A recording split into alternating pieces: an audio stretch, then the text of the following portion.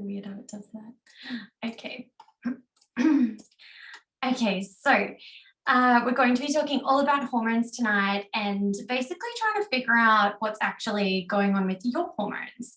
So what are we going to be actually learning?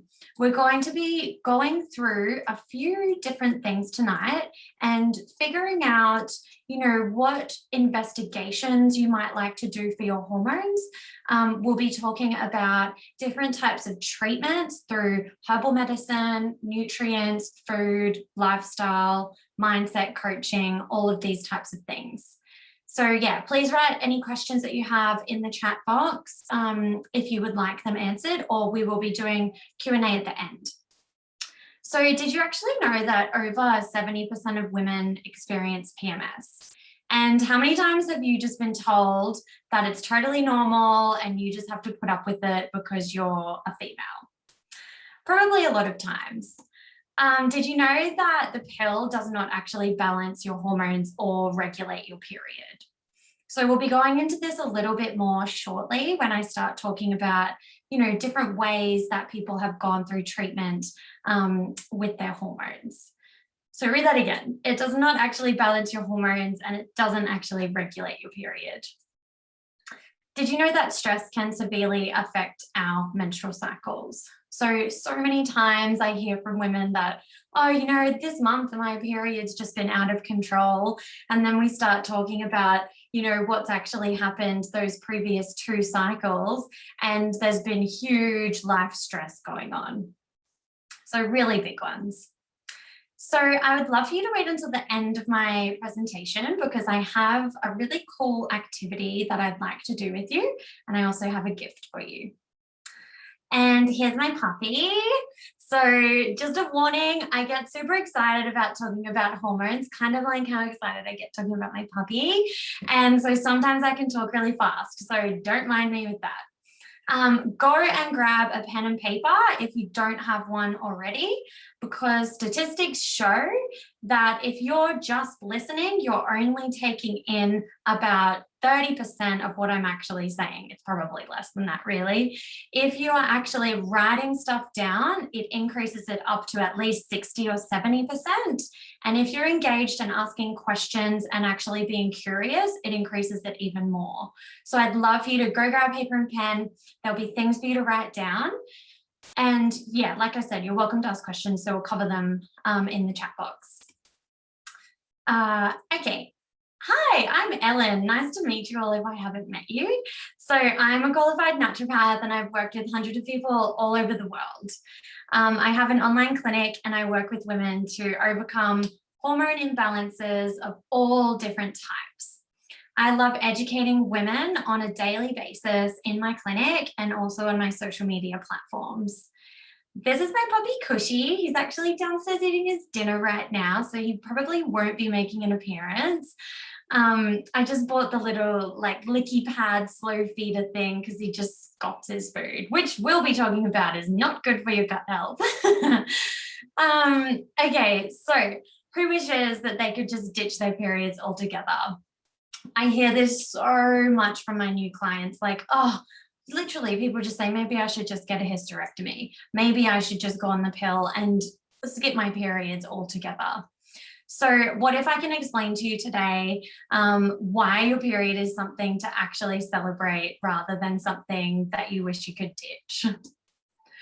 So let's get started. So I'm going to start by talking about one of my clients. Her alias name is Becky. So Becky is a 32-year-old female who works as a teacher in a primary school. So Becky first came to me with irregular cycles. So she was only getting her period every 2 to 3 months. Sometimes it could be longer in between that as well. So she could never predict it. She came to me with huge fatigue, bloating, reflux, just that acidity happening kind of after every meal, bloating, feeling like she's 6 months pregnant. If I honestly had $1 for how many times people would say that about feeling 6 months pregnant with their bloating, it's a huge amount. Skin breakouts. So her skin breakouts were happening all around her jawline and also on her back and her chest. So we'll talk a bit about what that actually means and what investigations that I did for her. She came to me with hair thinning. So when you notice kind of that your ponytail's getting thinner, sometimes people notice bits kind of like that hairline receding as well. Feeling sad and emotional, crying, eating chocolate, these types of things around the period in particular. And, you know, this is something that is super, super common that I see in my clients. So definitely really common ones that actually happen quite often, and especially in this combination as well. So feeling like something's missing in her life. Sometimes I ask my clients, you know, when did you not feel well since? And this is a really good question to think about for yourself, and to think about, you know, when did this all happen? And sometimes it can go back to really specific events that have happened in your life. She had tried everything. So she'd been to the doctors, she'd seen specialists, she'd, you know, tried all the online supplements possible, all the YouTube channels, everything like that, and nothing had worked. She had been on the pill before, but it made her feel crazy, and she has acne after stopping.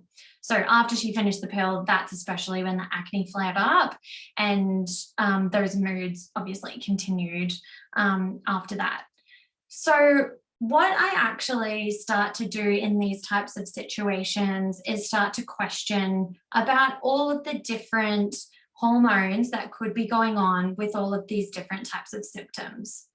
So first off, we need to screen for, we'll start from basically from the top down. That's kind of what I do when I'm visualizing the person and thinking about what's going on all in their body.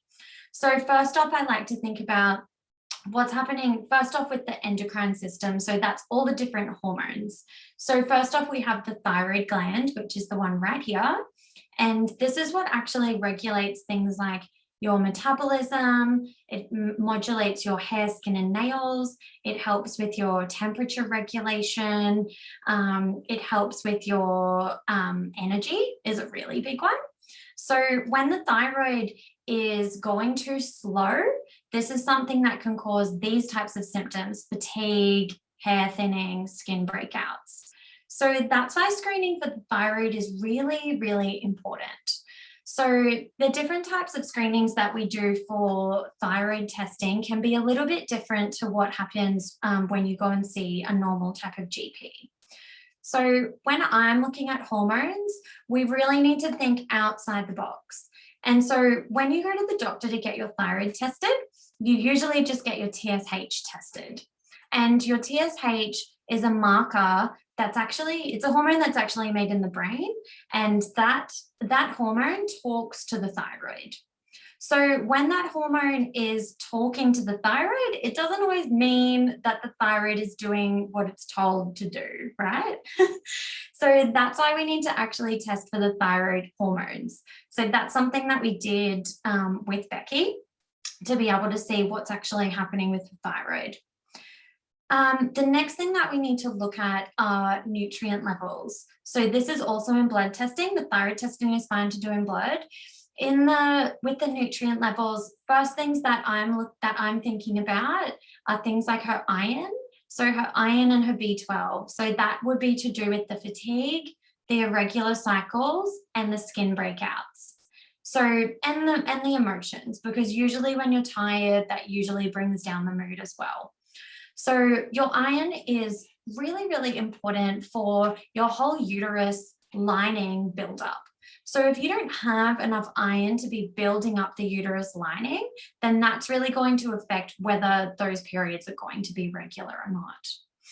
And so when the iron is too low, you really need to look at what's happening, especially with your ferritin levels. So your ferritin is your iron stores, and this is kind of like your money in the bank. So as you're, buying your coffee in the morning, you're usually using like change in your pocket. Not that anyone carries cash anymore, but you get the point. Use change in your pocket. When that runs out, then you have to get money out of the bank. And this is the same with your iron. So you keep your stores there for when things are like really needed, and then you use your normal iron day to day. So definitely always make sure that the ferritin is getting checked. Because also it's actually really interesting. Sometimes when you have low iron, that can cause heavier periods. And then heavier periods, you lose more iron. So then it's lower iron, which causes heavier periods. And it can go around in this little cycle. So your iron is a really important one to look at. The next one that I like to look at is your zinc levels, because your zinc is so important for so many different pathways. So, you know, these nutrients don't just work on one pathway in the body, they're actually working in multiple different pathways all over the body. So your zinc, I would say, would be important for literally all of these things, because your zinc helps with your progesterone production, your zinc helps with your thyroid function, your zinc helps to regulate your stress levels, your zinc helps to renew your skin cells, your zinc helps with your hair follicle growth, your zinc helps with your serotonin production, your zinc helps with your hydrochloric acid production in your gut to digest your food. So many different things. So zinc, zinc, zinc. Everyone needs to be zinc. Most people are zinc deficient as well. So zinc is another one. When we're looking at that, we need to also look at what blocks zinc. So copper is the #1 nutrient. It's like they compete for the same home. So it's like they have the same home and they're both racing home as fast as they can to get home first. So when the copper is too high, that can throw out the balance with the zinc. So if you have been supplementing with zinc, zinc, zinc over and over, and it's not budging, then this could be a bit of a problem. And that the high copper could be a problem. You can get copper, you know, from old pipes, old things in houses, things like this. The copper IUD it has been shown to leach some copper as well. So definitely looking at testing your copper. See, these are not normal ones that a GP does all the time, and it's not exactly, very regular for that to happen. When we're looking at other types of nutrients, vitamin D is a really important one to look at as well. So your vitamin D is actually a hormone, if you didn't know that. And your vitamin D, obviously it's what we get from the sun, but we don't just get the vitamin D from the sun and then it works like that in our body. The vitamin D actually needs to be converted through multiple different pathways to actually work like vitamin D in the body. So when we're low in vitamin D, that can have a big impact on all of your other hormones. Because it's literally a hormone, it impacts a lot of things, especially your estrogen. And so your vitamin D levels should be above 100. If they're not, you really need to work on getting that up, whether that's through a vitamin D supplement or literally getting out in the sun more, which is also important. When we're thinking about, so let's move on a little bit. So when we're thinking about these types of things like the PMS, crying, feeling sad, emotional, these types of more emotional aspects going on with the cycle, we really need to look at what's happening with the progesterone, because your progesterone is something that should peak after your ovulation. So the 2 weeks before your period is usually where all of these symptoms pop up. Is that right with you? It definitely used to happen to me. So when those symptoms are popping up around just before the period, it usually indicates to me that there's going to be low progesterone. And when we're thinking about the pill, this is another big one. So the pill, any type of hormonal contraception, really most of them actually give you a synthetic type of progesterone. So that synthetic progesterone floods the body and it actually blocks the messenger signaling from the brain to the ovaries that's supposed to be telling it to ovulate. So those hormones stop the ovulation, and then that stops the natural production of progesterone. So then what happens is that when you stop taking the pill, sometimes that signaling from the brain to the ovaries doesn't actually happen. It doesn't happen naturally straight away again.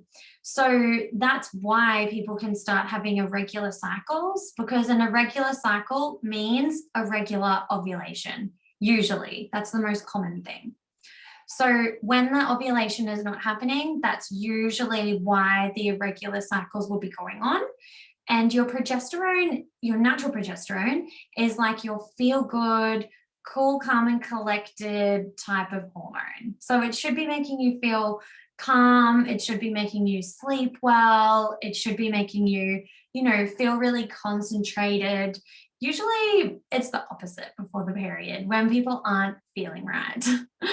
So actually what we need to do here is look more into the progesterone, but also something that the pill can do is increase the testosterone.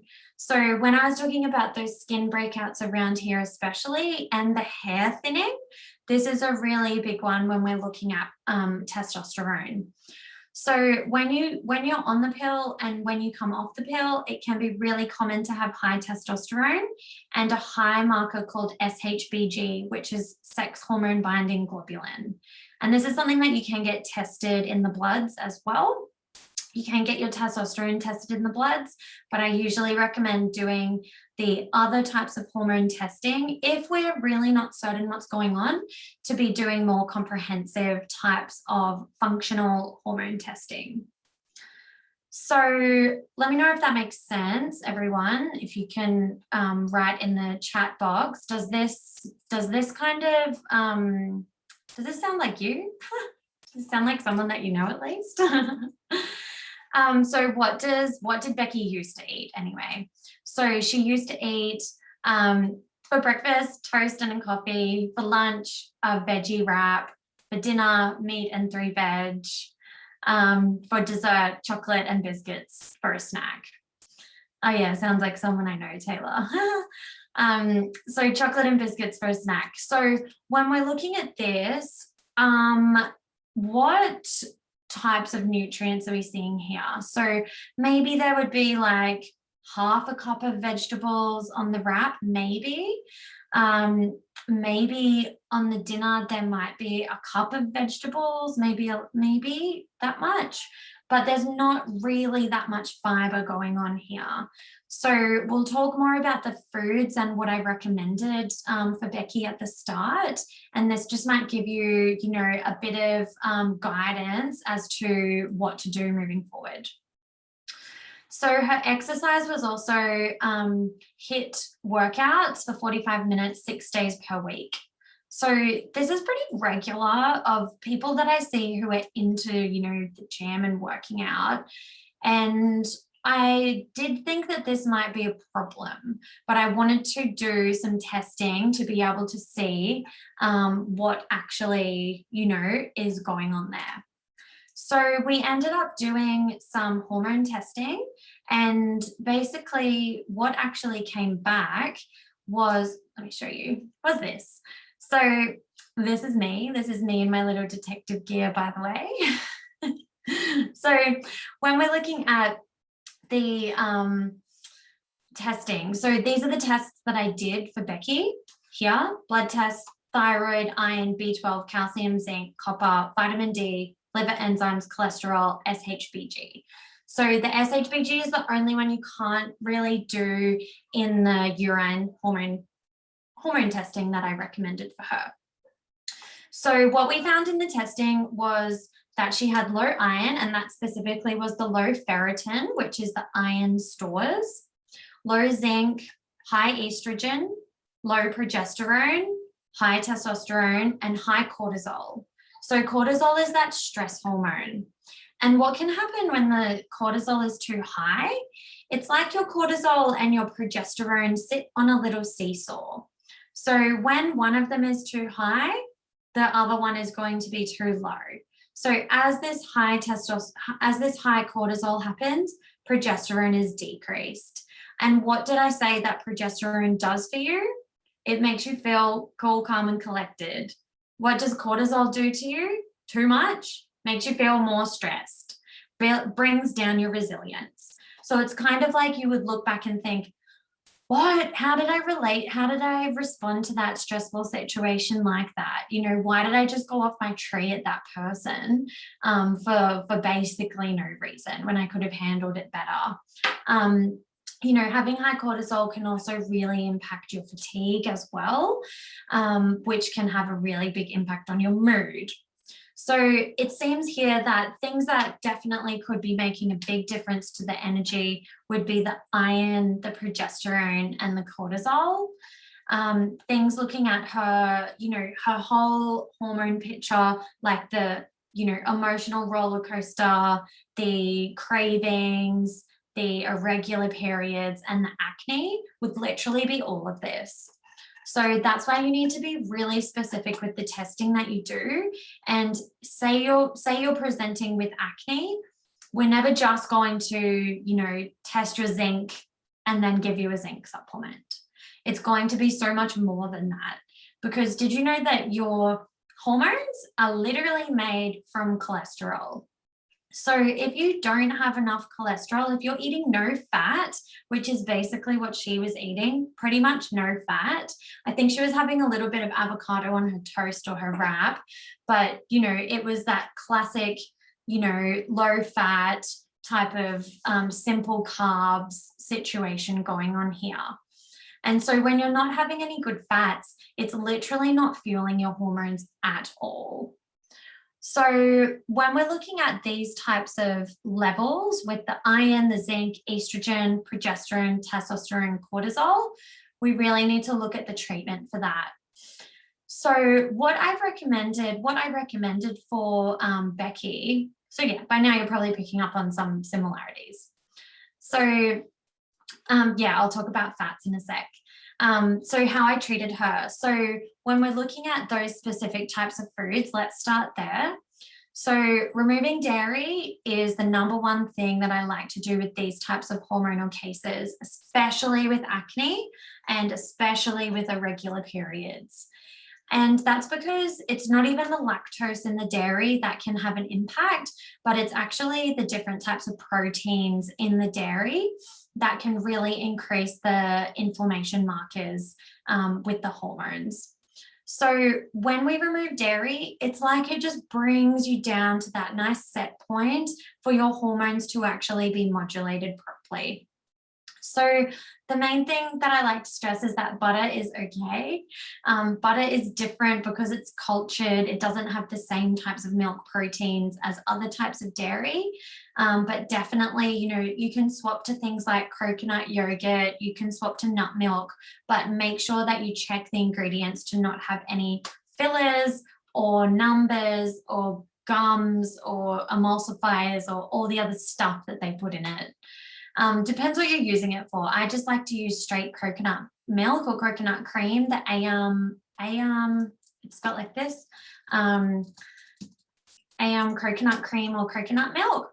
And that's the best one. It doesn't have any rubbish in it, basically. Removing refined sugars is another really important one that we had to do with Becky. So you can see that here she had quite a lot of refined sugars. You might not think that as you look, just at, this is a pretty simple food diary that she wrote out on her intake form, but toast is a refined sugar essentially, because any type of simple carb like that, especially just white bread, is just getting converted into sugar really quickly. The wrap, same situation, chocolate and biscuits, all of those types of things are just all refined sugars. So when we are having these refined sugars so often, what actually happens is that it makes your blood sugar levels go up and down way too much. And this is what can cause insulin sensitivity. And insulin sensitivity basically means that your body cannot regulate that amount of insulin or glucose at the rate that it should.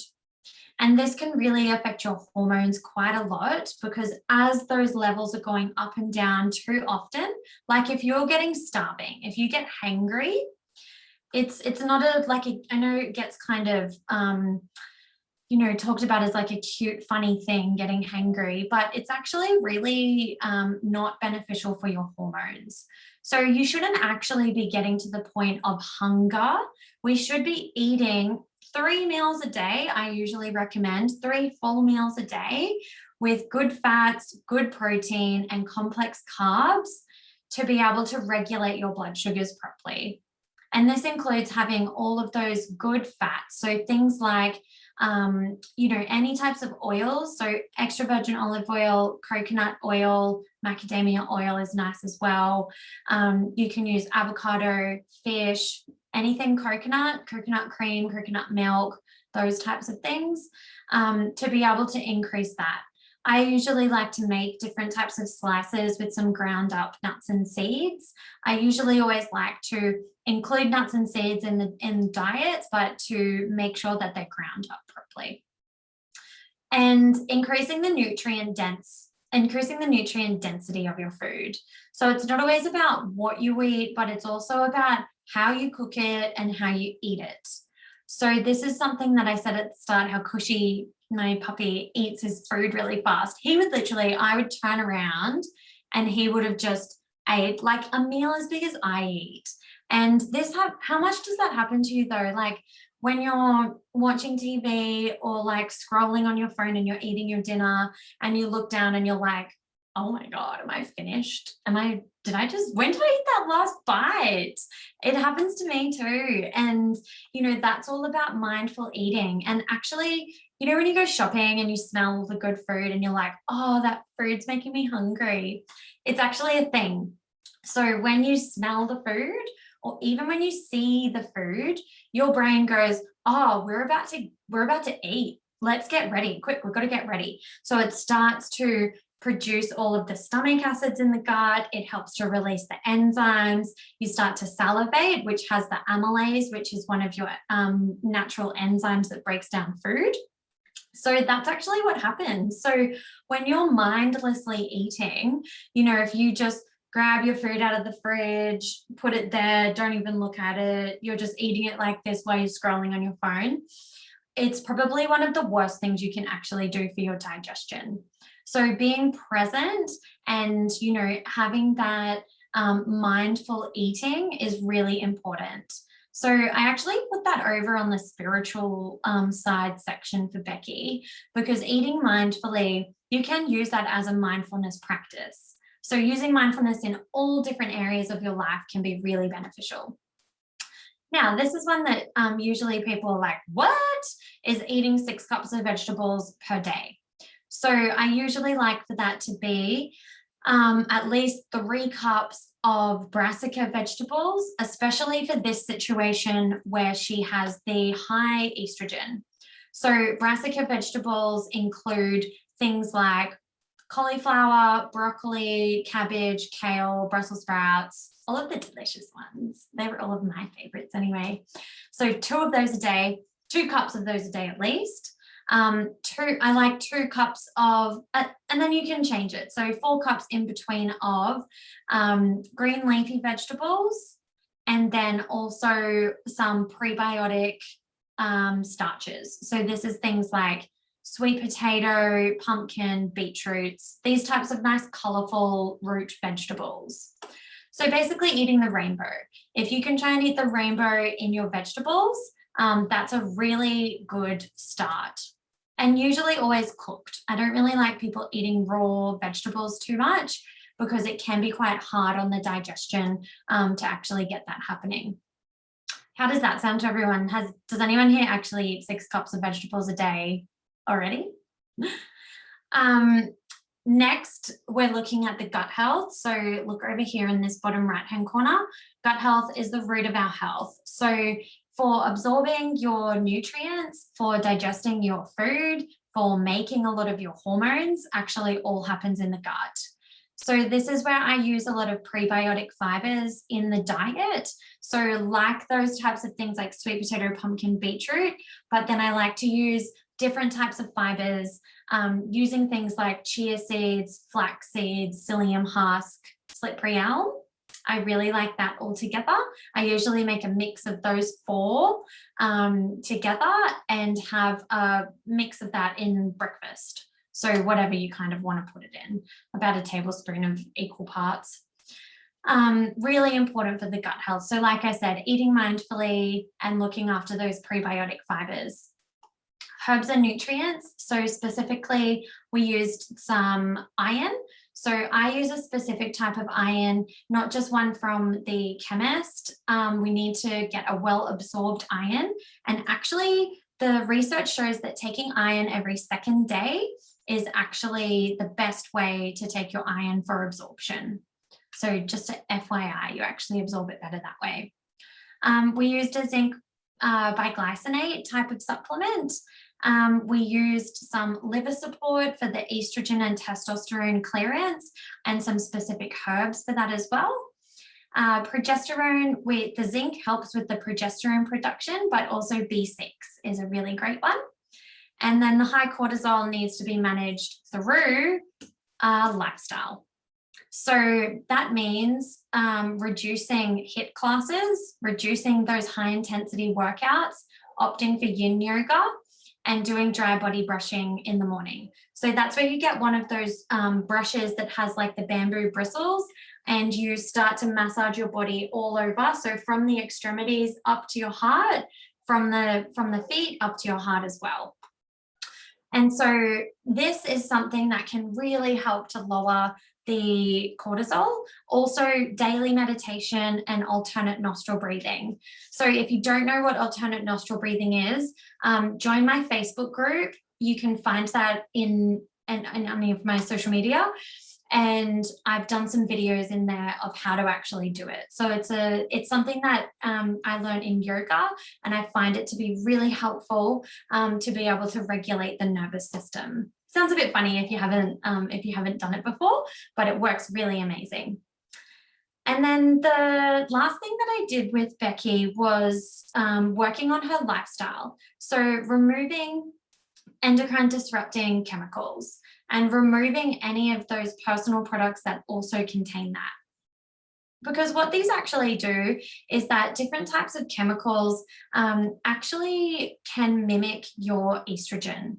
And so when those chemicals are in your life every single day, whether that's coming in through your makeup, your skincare, your cookware, your cleaning things that you use, all of this can be affecting your hormones, laundry detergent. So we did a really big overhaul of her whole lifestyle as well. Deodorant, think about, if you go through a bit of an audit and think about, okay, right when I wake up, what do I do? Brush my teeth. Okay, what's my toothpaste like? Okay, and then I have a shower. What's my body wash? What's my shampoo, conditioner, face wash, blah, blah, blah, all of the millions of products that we use. And check out my blog, because I do have a list of different things that you can swap for. So I've been there, done that. I've tried like so many different deodorants and so many different conditioners, and I've kind of like done the hard work for you. So you're welcome. And all of the different ones that I recommend that I think work are all in there. So basically this is a bit of an overview of what we did to be able to heal some of these different types of findings for one of my clients. So this is a kind of typical situation of what can happen with these types of symptoms. So remember that all of those little bits and pieces all add up to her feeling like rubbish. You know, it's a classic picture with the teacher situation as well. I see lots of teachers, I see lots of nurses, I see lots of people in corporate life and also studying, or also, you know, working full time, managing the family, or, you know, working full time and studying full time and has a dog. Dog life is real. I get it. Yeah. So how does she feel now? So Becky wrote to me to say this. So basically, even after a few days of implementing the recommendations, she was feeling the best that she had. So that was a lot to do with her gut health. So even literally just increasing your vegetable intake and those prebiotic fibers can make such a big difference in such a short amount of time, because remember that you actually poo out your estrogen. So if you're only going to the toilet for a number 2, like every 2 or 3 days, that is not enough. You need to be going every day, and increasing your fiber through those beautiful vegetables will be really helpful. Yeah, so you can see that she had great success. This might not be surprising to you, but there's so many women out there who are struggling in the same situation as she was. And I literally see these women every single day. This is another one of my clients who came to see me after seeing 3 different GPs who just told her that it was stress, which it could have been part of. But we went and did the right testing for her to get to the bottom of it, which was a similar situation as Becky. And 3 months later, she's feeling the best and the happiest that she's been. And this is a really similar situation to my health situation. So when I was going through my health journey, I'd been on the pill, made me feel crazy, made me gain weight, made my hair thin, all of these things, came off it, got pimples like crazy, just felt like rubbish. And so I ended up going on my own health journey, and that's kind of what guided me to become a naturopath, because I just found that nobody teaches you this stuff, so someone has to. So now you might be thinking, so how long will this actually take to work? How do I know that it will work for me? What if I'm still on the pill? And what if I'm not ready to change my diet? So what I've done is I've taken the best protocols and I've put them all together in a program just for you.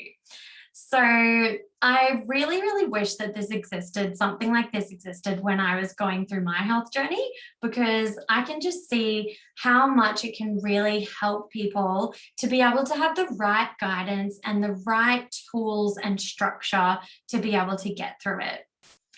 So who's tired? Write this in the chat box. If you're tired of having headaches, if you're tired of eating a block of chocolate before your period, if you're tired of literally feeling tired all the time, that's usually one that everyone's like, me. I did have a little emoji in here. It was a little poo emoji, and I thought it was so funny. Okay, who's tired of sleeping like poo? And who's ready to have a period party? Because that's what I like to call it when people start getting amazing periods, and you can actually feel amazing when you are ovulating at the right time and have the right support around you to actually be able to make all of this happen. So who's ready to make the changes and feel amazing as well? So by now you would have connected a lot with these things that I've been speaking about, and now it's really time to make the change. So what I've decided to do is create an online program that I am launching right now. It's called Heal Your Hormones, and it's an 8-week program. So this is what's included. Take a picture quickly if you like. I'll also be posting the actual website where you can go and have a look at it too. So I just posted it in the chat box. So I'd love for you to check it out. These are all of the things that I cover, and it's something that I work with my clients, over those first couple of months to 3 months. These are all of the things that I work one-on-one with people, and I've put it all into an 8-week program for you.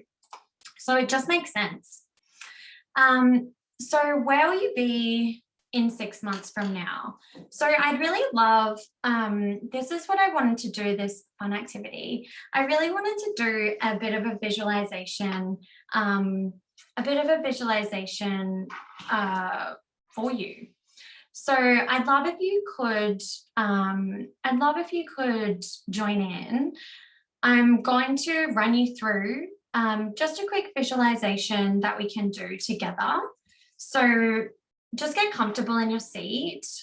This is a really nice thing to figure out what's going on in your body and kind of where you want to be and what you want it to look like in 6 months.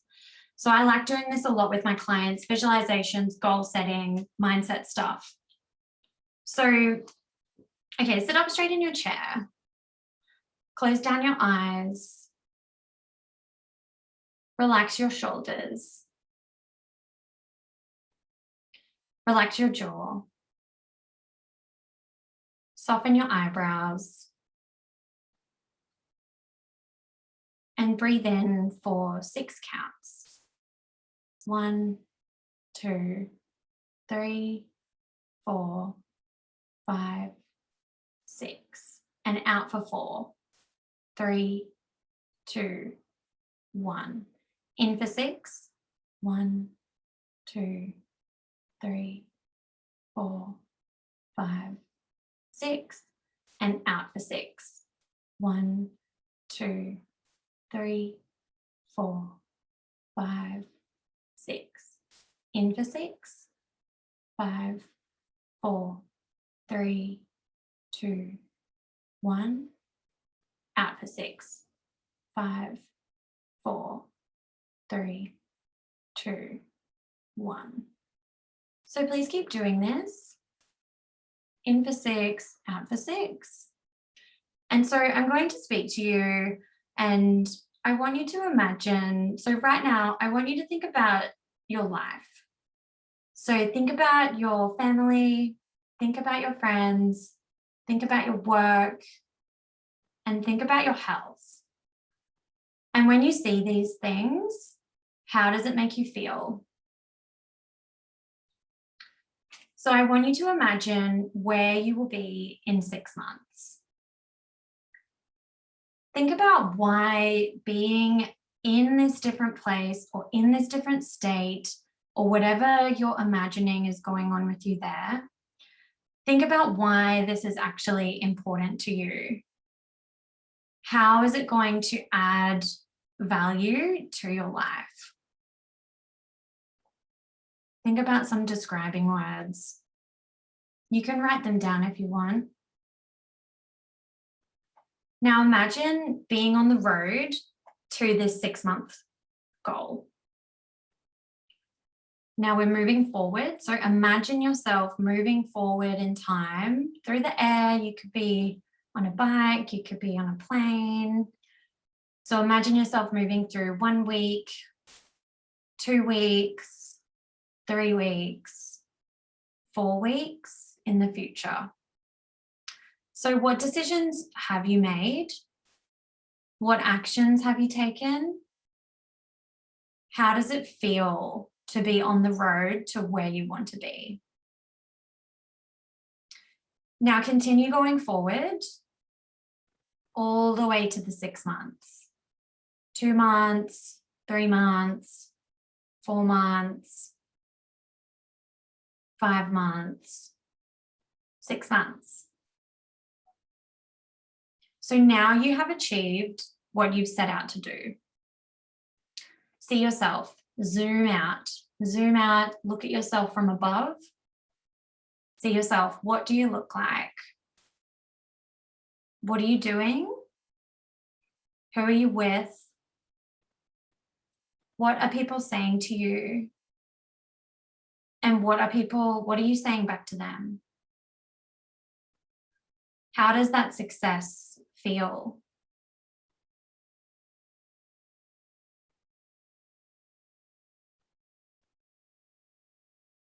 Now look back on that timeline. Look back where you rode in on that bike or where you flew in on that plane. Look back at that. Look back all the way. So that's looking back on your success. So look back at that process and smile. Smile right now to yourself. So how did you reach that? How did you reach it step by step? What did you do day to day to get there? What did you do in your relationships to get there? What did you do in your work to get there? What did you do inwardly with yourself? How did you speak to yourself? How did you treat yourself?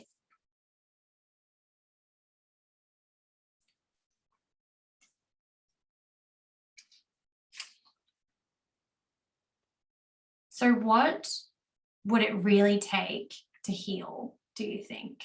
Keep your eyes closed. So remember, Carl Jung said, I am not what happened to me, but I am what I choose to become. So remember, growth is painful and change can be painful, but nothing is as painful as being stuck somewhere that you don't belong. So I really want you to do a bit of journaling once you finish here about that visualization. Now I want you to keep your eyes closed. So do 6 breaths in.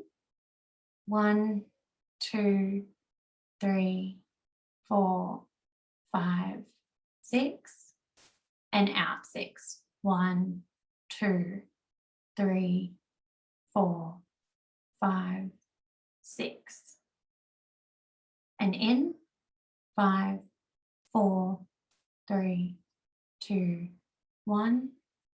And out 5, 4, 3, 2, 1. Now go back to your normal breathing.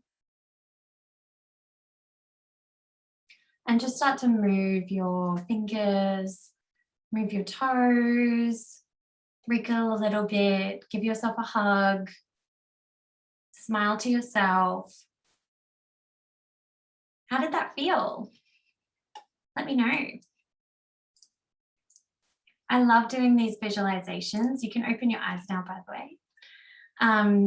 I love doing these visualizations to really get a good picture of how these things feel. So, you know, you might have the goal of, okay, I want my acne to clear up. I want to not feel bloated. But why do you want that? Why, what is that going to add value to you? What is that going to make you feel? Think about how it feels internally to you when you're actually hitting those goals. Like, you know, you have your goals in your normal life, like get a promotion or whatever, all of those things. And that feels awesome because of those reasons of, you know, feeling accomplished. But why do you want to achieve these health goals? Something really important. It's called anchoring. And this is a really important thing for you to do on your journey. And this is something that we do a lot of in my program as well. So what I would like to offer to you is to book a discovery call with me. And I do have my program discounted as well for you, especially for the next week. So if you put Discover My Hormones Masterclass in your booking form, or if you're already a client of mine and you're thinking of doing it, which you totally can, it's suitable for all my current clients as well, whether you've been seeing me for like 5 years, which some of you have, or whether you have just been seeing me for a couple of months, or if you are totally new to me as well and I haven't seen you yet, book a discovery call with me. I'm going to post the link as well. So please just take a picture or a screenshot or just click on that link right now so that you can save it for later on. And yeah, I would really love to see you and talk to you about the program and how it can benefit you and if it is the right thing for you as well. And I'd really love to guide you through your hormone journey, because I've been there myself. I've helped hundreds of women do this as well. And yeah, I'd really love to help you. So please let me know if you do have any questions. I am going to answer some now. There has been some just sent through privately that I would like to answer. Okay, so first one that I'm seeing. So can I do this program if I'm still on the pill? Yes, you definitely can. So I do a lot of education around hormone tracking. So if it's something that you're looking at coming off the pill, I can help you with that by helping you to actually understand your cycle a little bit better as well. If you are on the pill and don't want to come off it, that's totally fine too. If you've still got hormonal issues going on, it can still be beneficial for you, because still, you know, the pill affects one part of the hormone system. There's a whole bunch of other stuff going on. So as we start to heal the other sections, that's really going to help too. Hope that answers the question. Next one we've got is, what if I'm stressed from my job and I can't change my job yet? Okay, so This is a good one. So what if I'm stressed from my job? I know the stress is coming from my job, but I can't change my job yet. So that's a really interesting one. Kind of like what I said, what would it really take to heal this?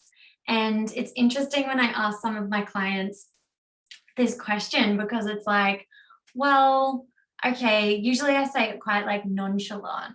Like, oh, so what do you think it would take to heal this? And some people, say I need to quit my job, I need to, move out of this house, whatever it is.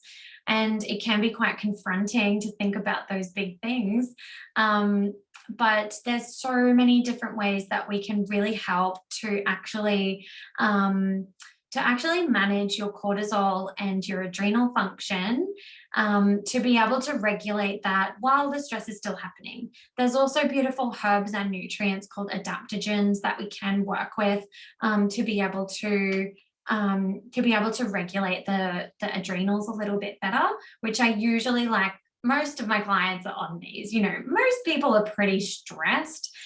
People have different levels of stress, and people have different, constitutions that can hold more stress. Some of my clients, I hear about all the stuff that they do and all of the responsibilities they've got, and I'm like, holy moly, like, how are you functioning? And whereas some other people are super duper stressed, and it might not seem that they do have that much as well, that much on as well. I hope that helps. So yeah, there's definitely lots of stuff. You can join my Facebook group, start doing the alternate nostril breathing. It's an amazing thing to do. Next one, let me answer this one from Georgina. Are hormonal migraines common? I tend to have migraine every month, but sometimes on my period and sometimes during ovulation. It must be late at night. Is it late at night there? I can't do the timing. Maybe it's early in the morning. No, it must be early in the morning. So yes, it's really common that I see this actually. So remember, all of these things can be common, but not normal. So, it is early in the morning. Thanks, I do have some clients in the UK actually, and one of them booked in, I think, at some time, and I saw that it was going to be late at night for her, and I was like, no, you're not. This is so bad for your cortisol. We can't be having a consult right now. So yes, the hormonal migraine is really common. Usually it can be linked with the high estrogen is something that I see, and also needs a lot of liver support. So definitely need to check your estrogens, and there's lots of different types of estrogen, which can't always just be checked in the blood. So that's why I like to do functional testing, which we can do anywhere in the world. So we can do that for you in the UK as well. And yeah, it can happen around the period and at ovulation. Sometimes people get it, triggered at ovulation, then it kind of lingers, then you get another one right before the period, and then it's just totally wipes out your month. And, if that's happening twice a month and it wipes you out for like a good 3 days, it's quite a lot of time. That's like nearly a whole week or more than a week of your month, which is like a quarter of the year. It's quite a lot. So yeah, definitely